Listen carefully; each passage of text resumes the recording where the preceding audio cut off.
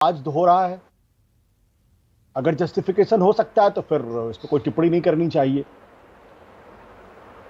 आज की तारीख में जो भारत में जो टेलीविजन हो रहा है वो टेलीविजन टेलीविजन है ही नहीं। वो दरअसल नफरत का एक व्यापार हो रहा है, और वो ऐसा नफरत का व्यापार हो रहा है जो हिंदुस्तान को कई टुकड़ों में जाके तोड़ेगा। एक समुदाय विशेष को लेकर उसका दानवीकरण किया जा रहा, उसको उसकी एक ऐसी तस्वीर पेश की जा रही है, उसके खिलाफ नफरत का एक ऐसा वातावरण पैदा किया जा रहा है कि जिसको देखकर दहशत होती है। और एक दो उदाहरण नहीं, ये लगभग रोज होता है, लगभग रोज होता है। और मैं एक छोटा सा उदाहरण जरूर देना चाहूंगा। उदयपुर की घटना को लेकर सब लोगों को शर्म आनी चाहिए, और सब लोगों के एक हिंदुस्तानी होने के नाते यह सोचना चाहिए कि ऐसा क्यों हो रहा है, किस लिए हो रहा है, उसके पीछे के कारण क्या है। लेकिन उसके पहले 2017 में भी एक घटना हुई थी, उसी उदयपुर में हुई थी।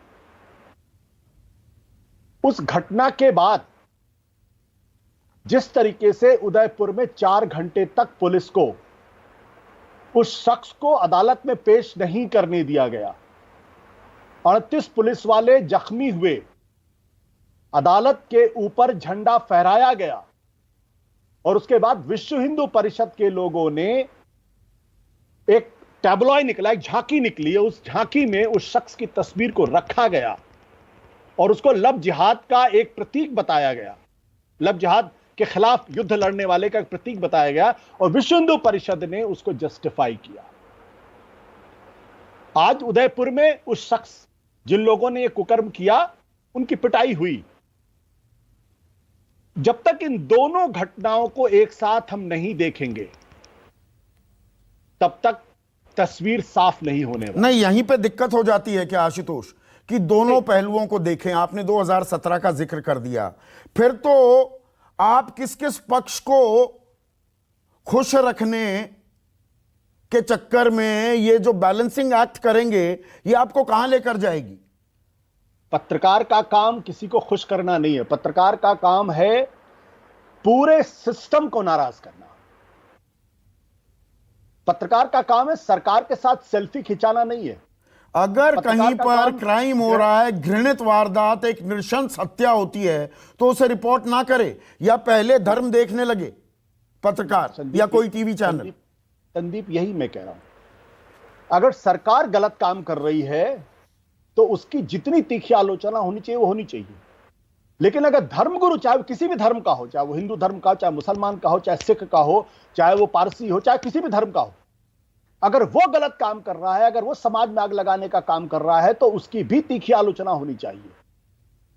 हम अगर एक धर्म को देखकर उसकी गलतियों को हम किनारे कर दें और दूसरे धर्म के बारे में सुबह से शाम तक अनर्गल प्रलाप करें, तो ये पत्रकारिता कैसे हो सकती है? इसलिए मैं कहता हूं कि जब पत्रकारिता को फोर्थ स्टेट कहा गया, तो इसीलिए कहा गया क्योंकि वो पत्रकारिता वो है जो पार्लियामेंट के खिलाफ खड़ी होने की हिम्मत करे, जो सरकार के खिलाफ खड़ी होने की हिम्मत करे, और जो जुडिशरी के खिलाफ भी खड़े होने की हिम्मत करे। जब खड़े होने का मतलब ये होता है, जब हिम्मत की बात होती है आशुतोष, एक मिनट सुनिए ना, जब हिम्मत की बात होती है, ये सिर्फ पत्रकारिता, ये एक खंबे की बात नहीं। मैं बाकी 3 में से 2 और खंबों का जिक्र करता हूं। पहले मैं न्यायपालिका का जिक्र करता हूं। न्यायपालिका का मैंने जो टिप्पणियां थी वो साझा की दर्शकों से, कि टीवी पर बहस किस बारे में थी, केवल एक एजेंडा को बढ़ावा देने के लिए उन्होंने ऐसे मुद्दे क्यों चुने जो अभी अदालत के विचाराधीन हैं। तो अदालत ने जब ऑर्डर पास किया, इनमें से एक भी टिप्पणी का जिक्र उस ऑर्डर में नहीं था। तो अदालत भी दरअसल क्या अभयदान दे रही है? यहां सब गांधी जी के 3 बंदर बने हुए हैं क्या? I&B मिनिस्ट्री गाइडलाइंस जारी कर देती है, सुप्रीम कोर्ट सीधे सीधे सवाल पूछ रही है, एंकर पर सवाल उठा रही है, लेकिन कोई कार्रवाई नहीं होती दिखती। यह एक बड़ी समस्या है क्या? आप तो उसकी बात कर रहे हैं जो टिप्पणी सुप्रीम कोर्ट ने की, उसके बाद ट्विटर पे एक हैशटैग चला, सुप्रीम कोठा। उसमें जजेस की तस्वीर लगाई गई 14,000 से ज्यादा ट्वीट उस पर हुए, मेरे पास ये पूरी डिटेल है उसकी। 14,000 से ज्यादा ट्वीट हुए। और आज जस्टिस पारदीवाला ने एक समारोह में इस बात का जिक्र भी किया, अपनी तकलीफ भी बयां की। मैं ये कहता हूं कि आपको सुप्रीम कोर्ट के किसी फैसले से नाराजगी है, संविधान के दायरे में उसकी तीखी से तीखी आलोचना करने का अधिकार यह संविधान हमें देता है। क्या जज को हम, या सुप्रीम कोर्ट को हम सुप्रीम कोर्टा कह सकते हैं?